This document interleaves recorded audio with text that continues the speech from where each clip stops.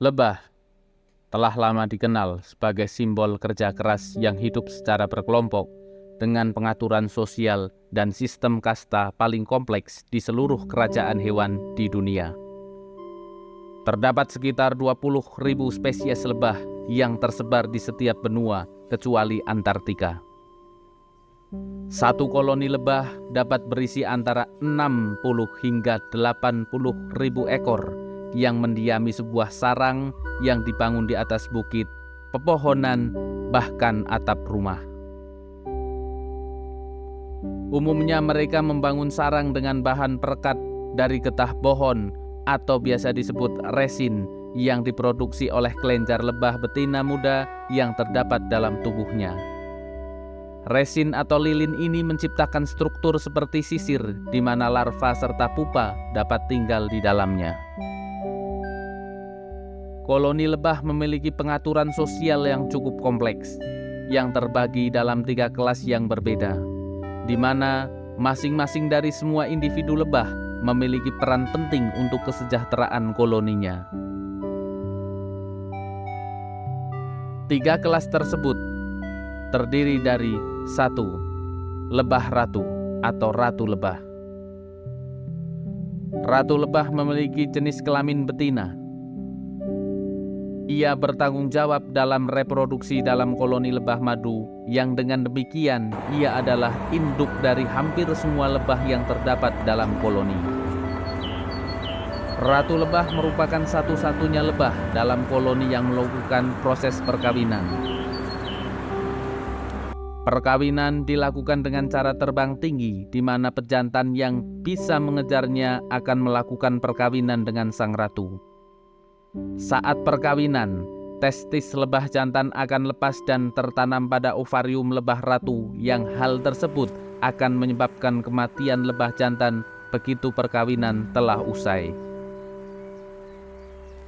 Lebah ratu memiliki warna hitam kecoklatan dengan ukuran tubuh lebih besar dan 1,5 lebih panjang dari ukuran lebah pekerja atau lebah lainnya. Dalam satu koloni hanya terdapat 1 ekor lebah ratu yang memiliki tugas reproduksi sekaligus memandu semua kegiatan lebah jantan serta lebah betina pekerja di setiap koloni.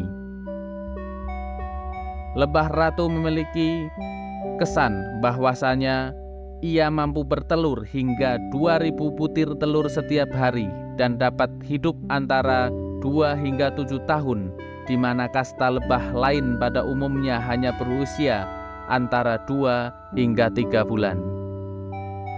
Demikian ini karena lebah ratu mengkonsumsi susu lebah atau royal jelly sepanjang hidupnya. Sementara kasta lebah lain hanya memakan serbuk sari, nektar, resin maupun air biasa. Yang mereka olah kemudian mereka simpan dalam setup lebah tersebut menjadi sebuah madu sebagai cadangan makanannya.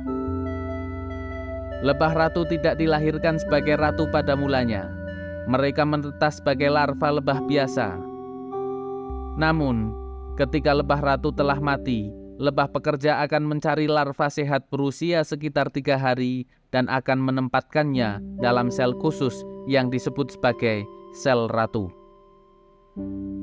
Di tempat ini, larva yang telah dipilih hanya akan memakan royal jelly sampai mereka siap untuk kawin dengan lebah pejantan. Setelah perkawinan pertama, semua lebah yang dipilih akan bertarung menggunakan penyengat mereka, dan lebah terakhir yang memenangkan pertarungan akan diangkat menjadi ratu.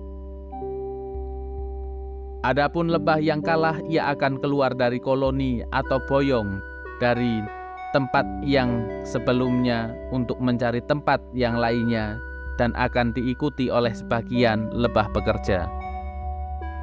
Selanjutnya, terdapat lebah pekerja berjenis kelamin betina yang bertugas mengumpulkan nektar dan serbuk sari. Lebah-lebah pekerja yang mengumpulkan nektar dan serbuk sari ini memiliki kelamin betina, akan tetapi mereka tidak bertelur seperti ratu lebah.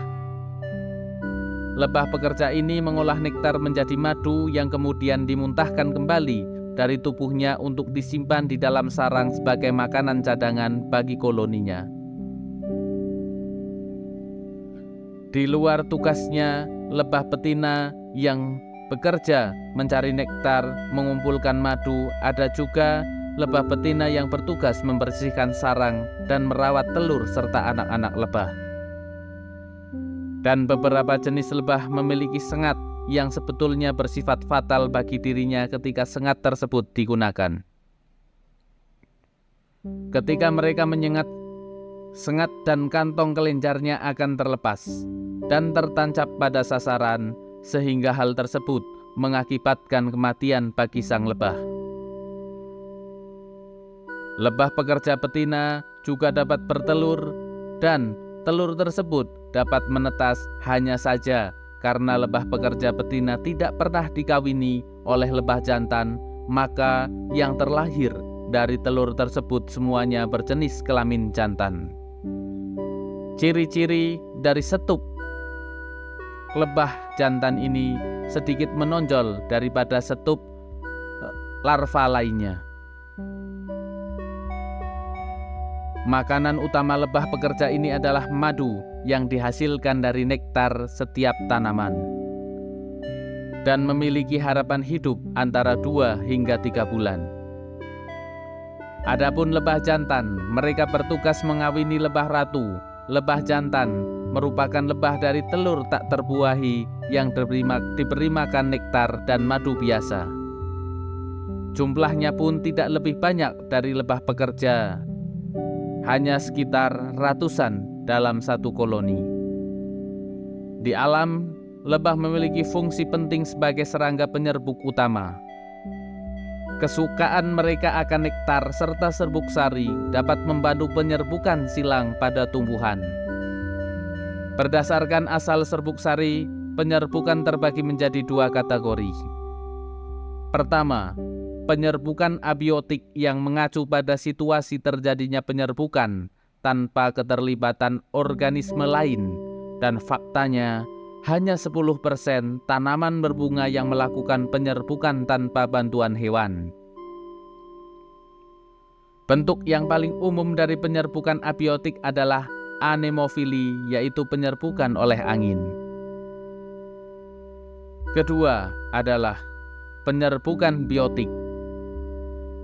Penyerbukan biotik merupakan proses penyerbukan yang melibatkan organisme lain seperti hewan yang di alam liar.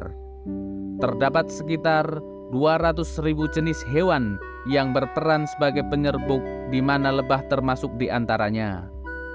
Penyerbuk berperan memindahkan serbuk sari bunga antar bunga-bunga yang ada. Serbuk sari terbawa oleh penyerbuk dan sebagian di antaranya menyentuh kepala putik, sehingga terjadilah penyerbukan pada tanaman buah atau tanaman-tanaman lainnya yang menghasilkan produksi berbagai macam buah, dan bibit-bibit tanaman ini akan terbuahi. Sehingga, sahabat kata Pak Pras, kita tahu betapa pentingnya peran lebah. Tanpa peran dari mereka, hampir semua tanaman di kebun tidak dapat berproduksi, di mana ada sekitar 1.000 tanaman konsumsi, baik kebun pribadi maupun komersial, yang semuanya memerlukan peran penyerbuk untuk memproduksinya. Salam istimewa, tetap bersama kata Pak Pras.